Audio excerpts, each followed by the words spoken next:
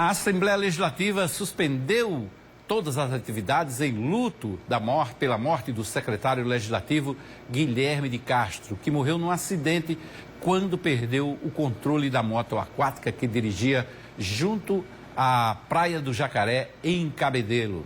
Essa foi a notícia triste do início da retrospectiva de setembro. As empreendedoras paraibanas Maria Júlio Baracho, do Engenho Triunfo, e Luciana Balbino, do restaurante Vó Maria, foram premiadas no Panamá como melhores iniciativas do turismo no mundo, o de empreendimentos que ficam em areia, no Brejo Paraibano, e foram selecionados para a final do Prêmio Internacional de Jornalismo de Turismo Passaporte Aberto. O governador João Azevedo entregou oficialmente as obras de dragagem do Porto de Cabedelo. A obra, com investimento estadual de 120 milhões de reais, permitiu o atracamento de navios de até 55 mil toneladas. O ministro do STF, Alexandre de Moraes, arquivou a ação do PSOL contra os deputados Valber Virgulino e Cabo Gilberto, ambos do PL, e a vereadora Elisa Virgínia, do PP, e o comunicador Nilvan Ferreira, em relação aos atos de 8 de janeiro em Brasília. Novidade para os pilotos de mais de 7 mil embarcações registradas na Capitania dos Portos na Paraíba. Foi lançado um aplicativo desenvolvido pela Marinha que ajuda no monitoramento e resgate de embarcações em todo o país. Buega Gadelha, no mesmo dia, foi empossado no cargo de presidente da Federação das Indústrias do Estado da Paraíba, no auditório da entidade em Campina Grande. A Câmara dos Deputados realizou uma sessão solene em homenagem aos 70 anos da Record TV, rede que tem mais emissoras espalhadas como afiliadas pelo Brasil. Diretores da TV Correio participaram da sessão em Brasília. O juiz Ademar de Paula Leite Ferreira Neto determinou aos autores do documentário sobre a Operação Calvário que retirassem o material do ar. Também foi determinado que os autores do documentário comprovassem as acusações que faziam contra o desembargador Ricardo Vital de Almeida, do Tribunal de Justiça. O desembargador é o relator da Operação Calvário, que apurou casos de corrupção no governo Ricardo Coutinho, que envolvia setores da educação e saúde. O vídeo tentava desqualificar as investigações do Ministério Público, a conduta da Justiça Paraibana e as sentenças do desembargador Ricardo Vital. O Tribunal de Contas do Estado divulgou um relatório sobre as transferências por emendas PIX aos municípios paraibanos. Entre janeiro e julho deste ano, 219 prefeituras municipais receberam quase 217 milhões de reais em transferências por emendas PIX. Os municípios paraibanos também receberam mais de 40 milhões em transferências de salário e educação. Entrou em vigor a Lei Marinês, que determina a participação de artistas locais em eventos realizados na Paraíba. A iniciativa instituiu o Programa de Valorização dos Artistas da Paraíba e já está em vigor. A lei foi promulgada pelo presidente da Assembleia Legislativa, Adriano Galdino, e teve como autora a deputada Daniela do Vale. Os artistas precisam comprovar que moram e desenvolvem atividades culturais na Paraíba há pelo menos 2 anos para ter participação garantida em eventos promovidos pelo poder público. O ministro dos Portos e Aeroportos, Silvio Costa Filho, cumpriu a agenda na Paraíba. Ele visitou Patos e participou da inauguração de reforma do aeroporto de Campina Grande. Produtores de cachaça de areia foram premiados no International Sprint Selection de Bruxelas, na Bélgica. Foi a primeira vez que a cidade conseguiu arrematar 12 medalhas de uma vez no concurso mundial de destilados. Foram 6 medalhas de ouro e 6 de prata, com 11 cachaças premiadas e um rum. O Tribunal Regional Eleitoral da Paraíba cassou o mandato do vereador Alisson dos Santos Gomes, de Santa Rita. Ele foi acusado de ser beneficiado por fraude de cota de gênero nas eleições de 2020. O ex-deputado estadual Neto Franca deixou o cargo de diretor do Banco do Nordeste do Brasil e retornou à diretoria administrativa e financeira do SEBRAE, na Paraíba. O presidente Lula demitiu Rita Serrano da Caixa Econômica Federal e nomeou Carlos Antônio Vieira Fernandes como novo presidente do Banco Público. O paraibano Carlos Vieira é economista, servidor de carreira da Caixa, ex-presidente do FUNCEF, que era o Fundo de Pensão dos Funcionários da Caixa, e ex-secretário executivo do Ministério das Cidades durante o governo Dilma Rousseff, na gestão de Gilberto Occhi. também adotou na pasta durante a gestão do deputado federal Aguinaldo Ribeiro, do Progressista. 4 vereadores de Campina Grande perderam os mandatos depois que o Tribunal Regional Eleitoral formou maioria por acatar uma denúncia de fraude na cota de gênero nas eleições proporcionais de 2020.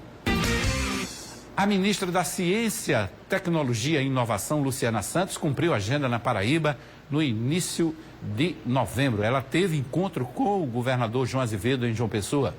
Entrava em vigor a lei que exigia mais transparência de instituições filantrópicas ao receber recursos do Estado da Paraíba. Entidades filantrópicas ou beneficentes, sejam institutos, associações, fundações, todas as organizações que contam com atividades voluntárias de qualquer área que recebessem recursos financeiros do governo do Estado da Paraíba, ficariam obrigados a divulgar em site oficial próprio prestação de contas com informações específicas. O gênero musical forró foi reconhecido como manifestação da cultura nacional. O projeto já havia sido aprovado na Câmara e no Senado Federal e foi sancionado pelo presidente da República. Em 2021, o Instituto Patrimônio Histórico e Artístico Nacional, o IPHAN, tinha declarado as matrizes tradicionais do forró como patrimônio cultural do Brasil. Um estudo inédito com mapeamento por satélite revelava que na Paraíba, uma área do Cariri paraibano já apresentava regiões com paradas a desertos. Levantamento exclusivo do Correio Debate sobre as cassações de vereadores em 26 cidades paraibanas desde janeiro do ano passado mostrava que, proporcionalmente, a representação feminina nas câmaras municipais mais que dobrou. Mesmo assim, várias vereadoras perderam o mandato por conta da aplicação da regra de cota de gênero pela Justiça Eleitoral. O Tribunal de Justiça condenou os prefeitos de Camalaú, Alexandro Bezerra da Silva, e de Cuité, Charles Cristino Inácio da Silva, por manterem lixões a céu aberto. As ações foram ajuizadas pelo Ministério Público do Estado. O prefeito de Camalaú foi condenado a 1 ano e 6 meses de reclusão em regime inicial de cumprimento semiaberto. Já o de Cuité teve a pena de 2 anos de reclusão em regime aberto, convertidos em 2 anos de prestação de serviço à comunidade.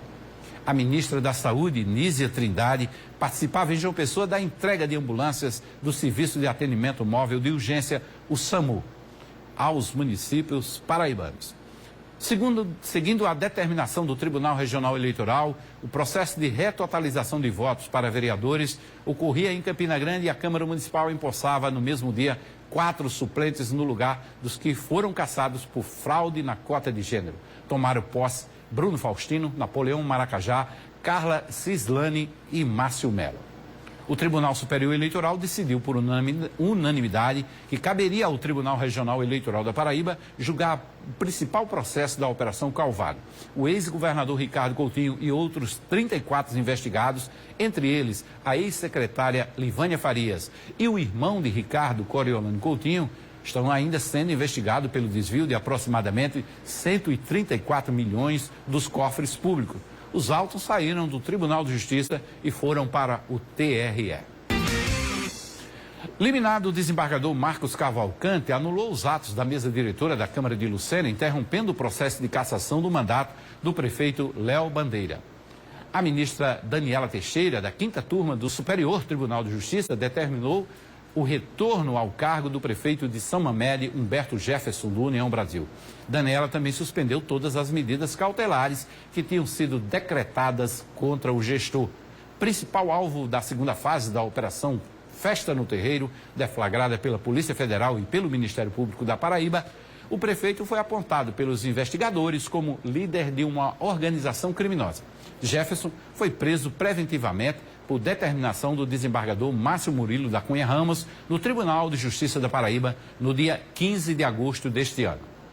O deputado federal Gervásio Filho foi confirmado como líder da bancada do PSB a partir do próximo ano. Romero Rodrigues também foi confirmado como líder do Podemos em 2024 na Câmara Federal.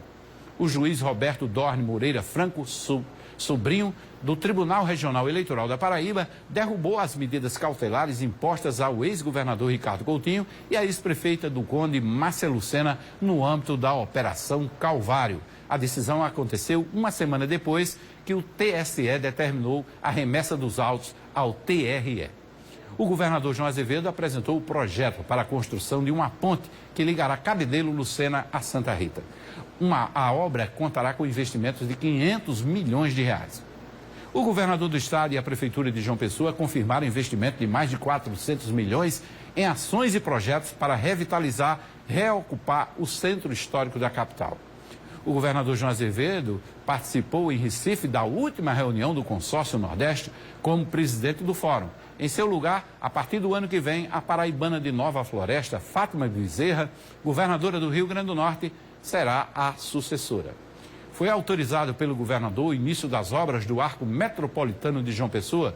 Os investimentos são mais de 180 milhões e o arco deve ficar entregue em 2 anos. O Congresso Nacional promulgou em sessão solene a reforma aprovada uma semana antes. O relator da proposta na Câmara Federal foi o deputado paraibano Aguinaldo Ribeiro, que comemorou a promulgação como um feito histórico. A mudança começa em 2026, com transição até 2023. Um estudo feito pela Ernst Young e pela Endeavor, empresas vão economizar 28 bilhões por ano apenas com a redução do tempo gasto para calcular e pagar os impostos, caso a reforma tributária siga o cronograma. O montante foi calculado a pedido do Movimento Brasil Competitivo. Em Campina Grande, o governador, no dia 22 de dezembro, autorizou o início das obras do Arco Metropolitano da segunda maior cidade do estado. Nesses 4 últimos meses do ano, 4 mortes bastante sentidas pela sociedade. A radialista e locutora paraibana Ana Paula de Oliveira morreu aos 76 anos em João Pessoa. A família não divulgou a causa da morte. Ana Paula era reconhecida como uma das principais e mais belas vozes do rádio paraibano. O jornalista Wellington Farias morreu no Hospital Napoleão Laureano, vítima de um câncer avançado, aos 67 anos. O comunicador descobriu a doença em 2019. O repórter que começou sua carreira na Rádio Tabajara trabalhou durante anos aqui no Sistema Correio de Comunicação. O ex-prefeito de São José de Espinharas, o procurador do estado, Ariano Vanderlei, faleceu no hospital da Unimed em João Pessoa. Ariano também foi presidente do Botafogo da Paraíba. Ele tinha 60 anos e estava internado com um quadro de infecção generalizada por conta da diabetes. Ariano foi prefeito de São José de Espinharas entre os anos de 1993 e 1996. Morria no Hospital Regional de Guarabira o ex-prefeito de Araçagi, José Alexandrino Primo, conhecido por Didi Braz. Ele tinha 84 anos. Didi Braz foi vereador e prefeito por 4 mandatos. Quem também morreu foi o professor de Direito da Universidade Federal da Paraíba, Alexandre Belo.